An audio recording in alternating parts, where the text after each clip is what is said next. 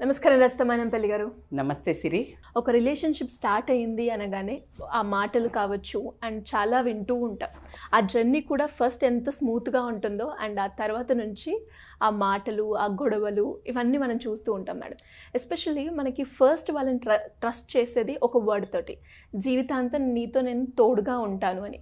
తర్వాత ఆ జర్నీలో మళ్ళీ మాట మార్చడం, అతనిలో ఆ చేంజెస్ రావడం, ఇవన్నీ చూసినప్పుడు ఎలా హ్యాండిల్ చేయాలి madam?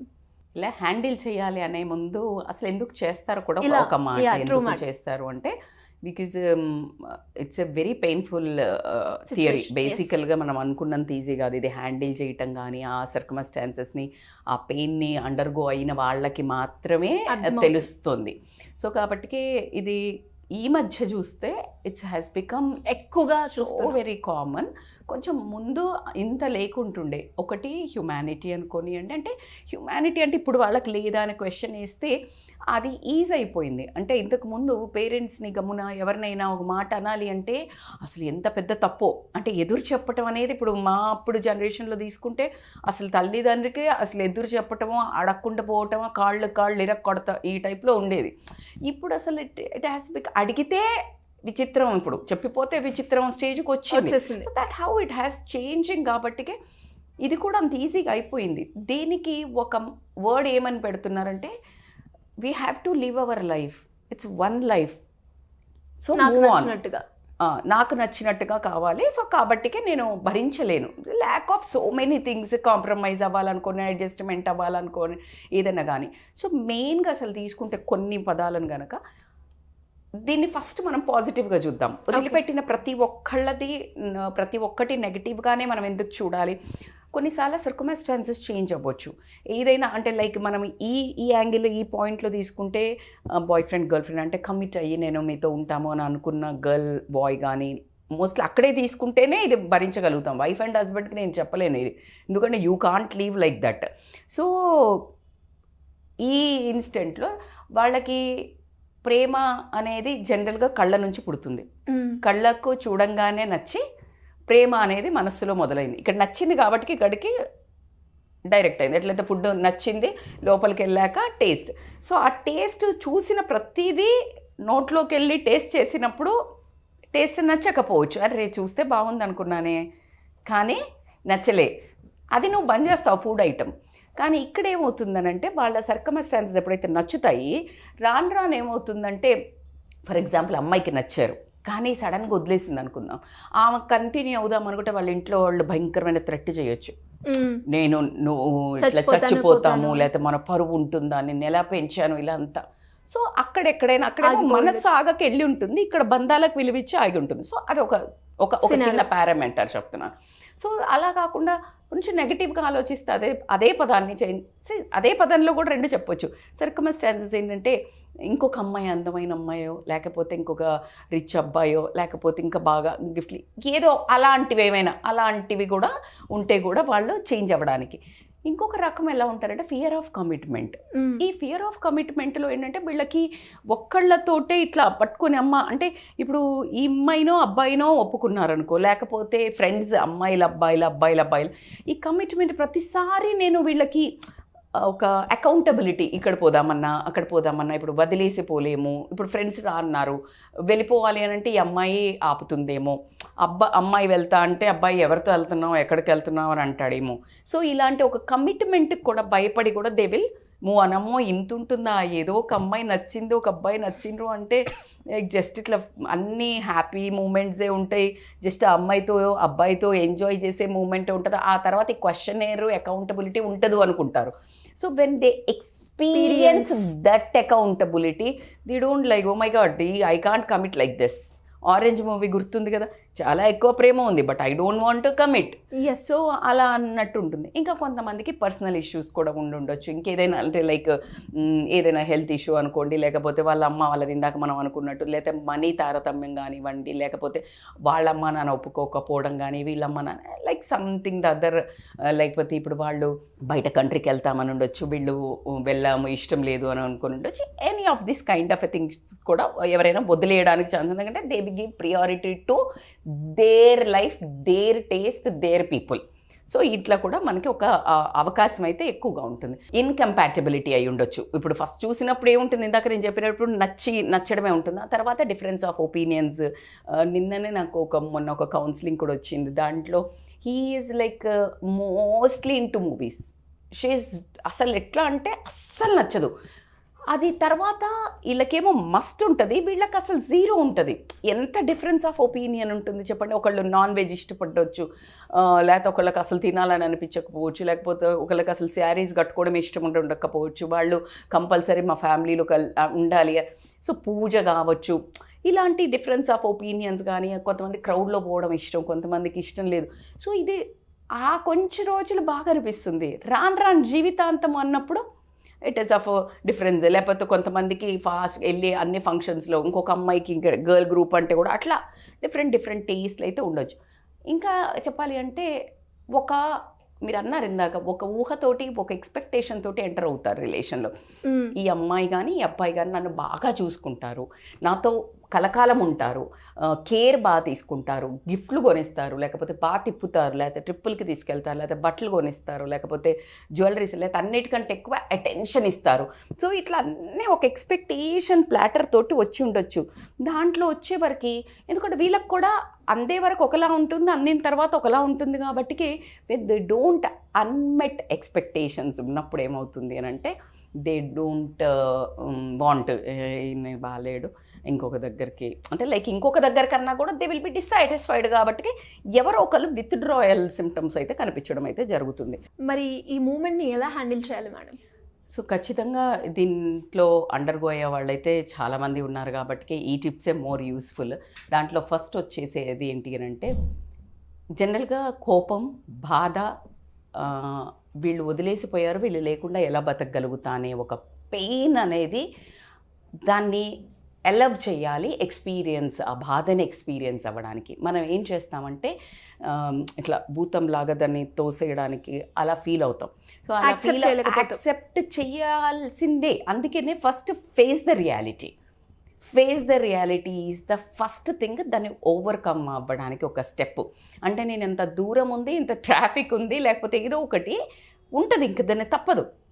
When you face it, దాన్ని యాక్సెప్ట్ ఆ రియాలిటీ చేసినప్పుడు నువ్వు ప్రశాంతంగా ఉంటావు. దాంట్లో లేదు వాట్ విల్ హ్యాపెన్, ఒక లాంటి రెస్ట్లెస్నెస్, ఏమీ చేయలేవు నువ్వు. ఎందుకంటే ఆపోజిట్ పర్సన్ మర్జీ, ఇష్టం వదిలి వెళ్ళినప్పుడు then you need to allow that pain to process అన్నట్టు. సో అది best and important tip to thing. దీనికి ఒక ఎగ్జాంపుల్ చెప్తాను నేను. ఇప్పుడు మీరు ఏమనికైనా చనిపోయారు, లేకపోతే ఎక్కడికి ఏదో ఒక బాధాకరమైన సిచ్యువేషన్కి వెళ్ళాల్సి వచ్చింది. ఇక్కడ ఉన్నప్పుడు లైక్ నీకు ఎలా ఉంటుంది, ఏడవలేదు అంటే నీకు దుఃఖం వస్తుంది, బాధేస్తుంది, అన్నీ చేస్తావు. అక్కడికి వెళ్తావు, వెళ్ళిన తర్వాత వాళ్ళని కలుస్తావు, చాలా ఏడుస్తావు, చాలా చెప్పేస్తావు, చాలా అయిపోయాక సేమ్ సిచ్యువేషన్ అయితే ఏం మారలా, మనిషి అయితే రాలా, కానీ నీ బాధ తీరిందా లేదా? So you have to process that pain అనేది మాత్రం నేను చెప్తాను. అలా కాకుండా సెకండ్ ఫార్మోస్ట్ అని చెప్పొచ్చు నేను, అసలు ఆ రిలేషన్షిప్లో ఉన్నప్పుడు డిడ్ యు గ్రో, ఏమైనా నేర్చుకున్నారా, ఏదైనా లెసన్? ఇప్పుడు వదిలిపెట్టి పోయారు కదా, ఆ రిలేషన్షిప్లో ఉన్నప్పుడు ఏం జరిగింది? ఇప్పుడు ఆ పర్సన్ వదిలేసి వెళ్తే రెండు థింగ్స్. ఒకటి, అలాంటి వాళ్ళది ఫాల్ట్ ఉంది అనుకుందాము. రెండు పర్సెప్షన్స్ మాట్లాడతాను నేను ఎప్పుడు కానీ. సో అటువైపు వాళ్ళు వెళ్ళారంటే వాళ్ళ ఫాల్ట్ ఉంది, వెళ్ళారు అన్నప్పుడు నువ్వేం నేర్చుకుంటావు? ఓకే, ఇలాంటి ఫాల్ట్స్ ఉన్న వాళ్ళనో లేకపోతే ఇలాంటి వాళ్ళనో నేను తొందరగా నమ్మొద్దు. ఈసారికి నేను నేర్చుకున్న లెసన్ ఏంటి, టక్కన డోర్ కొట్టగానే ఓపెన్ చేయకుండా, డోర్ కొట్టినా ఎవరు అని చూసి ఇంకొకటి ఇట్లా చైన్ పెడతారు డోర్, ఆ డోర్ పెట్టుకుని మెల్లిగా చూసి ప్రాసెస్ చేసుకుని అర్థం చేసుకుని అప్పుడు అలవ్ చెయ్యాలి. ఇది నీ గ్రో. ఏది అటువైపు వాళ్ళ ఫాల్ట్ ఉంటే, నీ ఫాల్ట్ వల్ల వెళ్ళారు అనుకుందాం. బికాస్ ఎట్ టైమ్స్ అవుతుంది మనం చేసే ఒక టాక్సిక్ బిహేవియర్ వల్ల కానివ్వండి, లేకపోతే ఇమ్మెచ్యూర్డ్ బిహేవియర్ కానివ్వండి, అర్థం చేసుకోకుండా సతాయించడం కానివ్వండి, కొంతమంది టేక్ ఇట్ ఫర్ గ్రాంటెడ్ లాగా తీసుకొని వాళ్ళ ప్రేమను చాలా ఇన్సల్ట్ చేయడం కానివ్వండి, అనాయ్ చేయడం కానివ్వండి, ఇగ్నోర్ చేయడం కానివ్వండి, ఇలా మనం చేస్తే కూడా అంటే ఇటు సైడ్ వాళ్ళు వాళ్ళు వెళ్ళిపోవడానికి ఉండదు. ఎన్ని రోజులు భరిస్తాను, వాట్ ఈస్ దిస్ పెయిన్, నా వల్ల కాదు ఈ అమ్మాయితోటో ఈ అబ్బాయితోటో, నేను ఎంత చూపించినా వాళ్ళు కేర్ ఇవ్వడం లేదు నాకు, లేకపోతే ఇట్లా మిస్బిహేవ్ చేస్తున్నారు, లేకపోతే ఊరికే ఇట్లా జెలసీ ఫీల్ అవ్వడం, పొసెసివ్ ఫీల్ అవ్వడం, లేకపోతే ఇట్లా టాక్సిక్ ఫోన్లు పగలు కొట్టడం, ఇలాంటి కొన్ని చేస్తున్నా. So in this what you have to learn, నా ఈ బిహేవియర్ వల్ల నాతో ఎవరు ఉండరు. ఇది ఇక్కడ ఎవరు గ్రో కావాలి, పర్సనాలిటీ డెవలప్మెంట్ నువ్వు కావాలి. You need to grow your personality, your character to be a fit for another relation. So you need to redirect. ఒకసారి లోపలికి టార్చ్ చేసుకొని చూసుకొని బయటకి వేసి కూడా చూడడం వల్ల నెక్స్ట్ యాక్సిడెంట్ అవ్వకపోవడానికి మనకి ఛాన్సెస్ ఎక్కువగా ఉండడం జరుగుతుంది. ఇవన్నీ జరుగుతున్నప్పుడు నువ్వు ఒంటరిగా కూర్చుని కనుక నువ్వు ఇదే థింక్ చేస్తుంటే ఇట్ విల్ డిగ్ యూ, అంటే లైక్ ఎట్లా అంటే నిన్ను ఆహుతి చేస్తుంది ఇది మంట. బికాజ్ ఒకటి కోపము బాధ అన్నీ నిన్ను బర్న్ చేస్తుంది లోపల. సో కాబట్టి it's better to take care. Self care is a very much important. Self care అంటే you love yourself. Don't wait for another appreciation. ఎవరో దగ్గర నుంచి అప్రిసియేషన్ ఎక్స్పెక్ట్ చేయకుండా నువ్వు నీలో ఉన్న పాజిటివ్ క్వాలిటీస్ని అఫర్మేషన్స్ చెప్పుకుంటూ I'm fine, I'm amazing, I'm well, always say I'm good, I'm happy, you will be happy. ఇవి చాలా చిన్నపిల్లలకు చెప్పినట్టు కనిపిస్తాయి, but it works like a magic affirmations. So తర్వాత ఒక హాబీ, ఒక మంచి మోస్ట్లీ హీలింగ్ టెక్నిక్స్ ఉంటాయి. Like I can say painting అనుకోండి, ఎక్సర్సైజ్ అనుకోనివ్వండి, రన్నింగ్ అనుకోనివ్వండి, స్విమ్మింగ్ అనుకోనివ్వండి, లేకపోతే music is amazing. So painting. So ఇట్లా మీరు రకరకాలుగా సెల్ఫ్ లవ్, సెల్ఫ్ కేర్ తీసుకుంటే కనుక ఫాస్ట్గా బయటపడడానికి ఉంది. అట్లా కాకుండా ఇప్పుడు చెప్పబోయేది కూడా చాలా చాలా ఇంపార్టెంట్. ఎంతసేపు మళ్ళా బౌన్స్ బ్యాక్ అవుతుంది. ఇప్పుడు నువ్వు ఏదైనా నచ్చలేదని ఒకసారి ఇట్లా కొట్టినప్పుడు అది మళ్ళీ మన థాట్ బయటకు వస్తా లేదా, నేను ఇది ఆలోచించినబ్బా అనుకోగానే మళ్ళీ కొంతసేపటికి టక్కని మళ్ళీ వస్తుంటుంది. సో అప్పుడు ఏం చేయాలి అని అంటే you need to reframe that experience. Reframe అంటే చెప్తాను నేను మీకు, it's a very important tricky word అని చెప్తాను.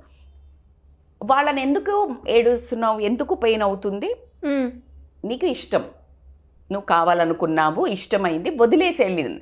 సో పెయిన్ ఎప్పుడు వదిలేసిన వెళ్ళి వద్దు అని ఆపుతున్నా వదిలేసి ఎవరైతే వెళ్తారో వాళ్ళకి తక్కువ పెయిన్ ఉంటుంది.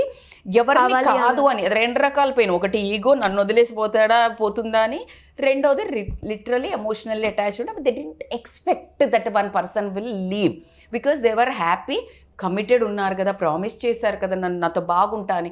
సో అది చాలా పెద్ద దక్కా జరుగుతుంది. అప్పుడు ఏం చేయాలి అని అంటే రీఫ్రేమ్ ఎలా చేసుకోవాలంటే, నువ్వు ఎంతసేపు ఇప్పుడు వదిలిపెట్టిపోయిన పెయిన్నే అది అంటే వాళ్ళు మంచిగా నాకు ఆ రిలేషన్ ఇంపార్టెంట్ అనుకున్నావు, అలా కాకుండా నువ్వు ఆ రిలేషన్లో ఉన్నప్పుడు ఎన్ని గొడవలైనాయి, ఎంత టాక్సిసిటీ అయింది, ఆ పర్సన్ నిన్ను ఎంత హర్ట్ చేశారు, ఆ పర్సన్ నిన్ను ఎంత ఇబ్బంది పెట్టాడు లేదా పెట్టింది, ఎవరైనా అమ్మాయి అబ్బాయి, అది ఆలోచించుకొని అది ఫ్రంట్ సీట్కి రీఫ్రేమ్ చేసావంటే పోతే పోయింది, దరిద్రం వదిలిపోయింది నాకు అనుకుంటావు అనుకో. When you say that words you will feel lot of lighter. Because అమ్మయ్య నా లైఫ్లో నుంచి వెళ్ళిపోతే ఎంత హ్యాపీయా కాదా నేను. సో ఆ పెయిన్ ఒకటేసారి ఎవరో ఇలా చెయ్యి పెట్టి తీసి అలా బయటపడేసినట్టయితే అనిపిస్తుంది. Because you feel so good, అమ్మ నిజమే కదా నేను ఇంత ట్రామా నుంచి తప్పించుకున్నాను, అంటే కాగల కార్యము భగవంతుడు తీర్చినేదో అన్నట్టు. సో అసలు ఇది జరగాల్సి ఉంది అందుకనే వెళ్ళిపోయారులే అని అనుకుని whatever happens for good అనుకొని so you can move on. ఒకవేళ మళ్ళీ ఆ రిలేషన్ బ్యాక్ వస్తా అని మనం ఆల్రెడీ ఒక మంచి పెద్ద వీడియో కూడా చేసాము. You need to set boundaries and rethink to allow or not. ఏ రిలేషన్లో అయినా ఒకటి గుర్తుపెట్టుకోవాల్సిందంటే ఈ రోజుల్లో పర్మనెంట్ అనుకోవడానికి ఏవీ లేవు. పర్మనెంట్ ఉండాలి అని అంటే అడ్జస్ట్మెంట్ ఇంపార్టెంట్.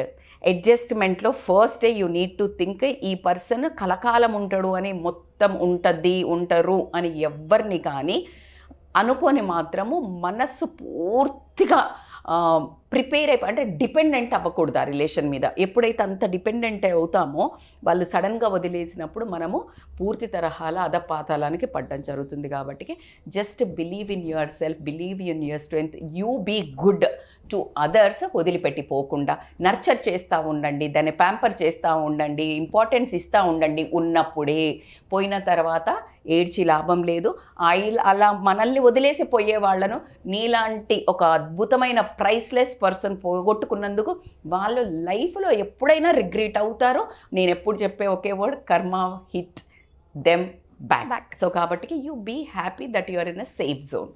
సో మరి ఇలా చాలా మందికి కూడా వాళ్ళ లైఫ్లో ఒకానొక సందర్భంలో జరుగుతూ ఉంటాయి.